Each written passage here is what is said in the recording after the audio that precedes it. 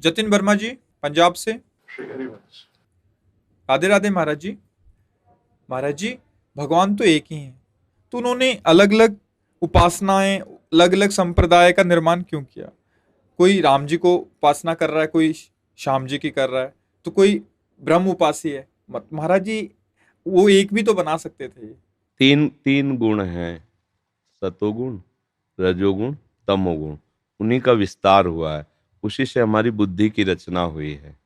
अलग अलग बुद्धि सबकी है, अलग अलग भावनाएं हैं। कोई साकार रूप की प्रीता करता है, कोई निराकार रूप की प्रीता करता है, कोई दैवी शक्ति की पूजा करता है। अलग अलग भाव है। तो हमारे प्रभु इतने कृपालु हैं कि उन्होंने हर मार्ग बना दिया। अब जैसे बिहारी जी का एक ही मार्ग जाने का होता तो सब पसंद नहीं करते। चारों तरफ से मार्ग है बिहारी जी का। एक चारों तरफ से, आप उधर से आइए तो उधर से आपको पुल से आना होगा, उधर से आए तो उधर से पुल से आना होगा, विद्यापीठ से भी जा सकते हैं, परिक्रमा मार्ग, चारों तरफ से मार्ग बना दिए गए हैं बिहारी जी। उनके नाम रूप अलग अलग है। अब जिसकी मात्र शक्ति की उपासना की भावना, वो कैसे बिहारी जी को भजेगा? जैसे परमहंस जी ने माँ भद्रकाली को भगवत स्वरूप मान के भजा, इसीलिए हमारे प्रभु ने काली रूप धारण कर लिया। अलग अलग, कोई वीर रस का उपास वृत्ति है ना, अलग अलग बुद्धि है ना, उसकी अलग अलग भावना है। तो हमारे आचार्यों ने इस भाव को बड़ा सरस करके, अब जैसे कोई भगवान को अपना बालक भाव में, पुत्र नहीं है, अब उसने सोचा मैं भगवान को पुत्र बनाऊं।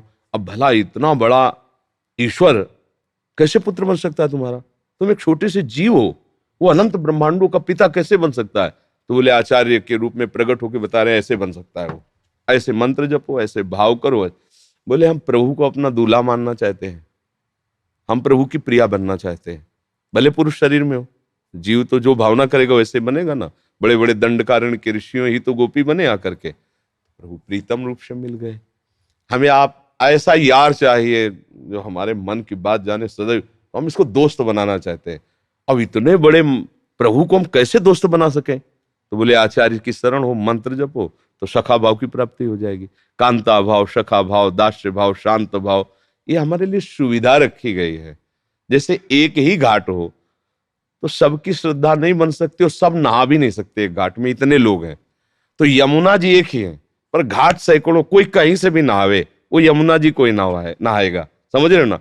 ऐसे कहीं से भी बोले, कुछ भी बोले, वो मेरे प्रभु को ही बोल रहा है, इसमें कोई परेशानी वाली बात नहीं है।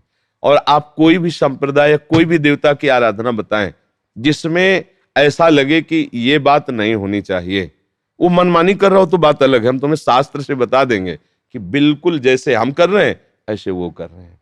हाँ, अब जैसे दुष्टता अपनी तुम लिए हुए हो वासना की, अब सोचो कि हम देवी की उपासना करते हैं, मुर्गा की बलि चढ़ाएंगे, इनकी बलि चढ़ाएंगे, उनकी, ये तुम्हारी वासना है। वो माँ है, उसको नहीं चाहिए ये सब। तुम अपनी वासना के शराब ये सब माँ को, उसका तुम्हें दंड मिलेगा। ऐसा नहीं कि तुम जो काट रहे हो तुम्हें परम पद मिलेगा। बल्कि शास्त्र में कोई भी मार्ग ऐसा नहीं बताया गया है जिसमें किसी की भी परेशानी हो, किसी को भी असंतुष्टता हो। सबको चलना है। अब प्रियता है, अब किसी को रौद्र रूप प्रिय भगवान का, अब शांत रूप कैसे आराधन कर सके? उसको प्रिय है वही, तो आ जाओ। भयंकर रूप है रुद्र के, 11 रुद्र रूप है, भैरव रूप उनका है, भद्रकाली प्रचंड रूप है उनका।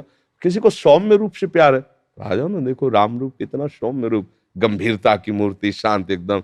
किसी को थोड़ा प्रेमी रूप चाहिए, आइए श्री कृष्ण की तरफ, आनंद मगन मन हर समय जो है रस बरसाते। तो ऐसे ही हमारे वही प्रभु विविध रूपों में अवतरित होकर के विविध भावनाओं वालों को सुख प्रदान कर रहे हैं। इसमें तो हमारे लिए सुविधा हो गई, असुविधा तो है ही नहीं ना। अब ये जो एक उपासना को बड़ा मानकर छोटे दूसरे को मानकर लड़ते झगड़ते हैं, ये बातें उपासना में, किसी भी उपासना में नहीं, किसी आचार्य ने नहीं कहा, किसी ने नहीं कहा। ये सब हमारी तुम्हारी अहंकार की वृत्तियां और कुछ नहीं है, ये शास्त्र में नहीं लिखा है। बस भाई इतना ही समझ लो, सारे झगड़े इसी से होते हैं, मूर्खता से, अहंकार से।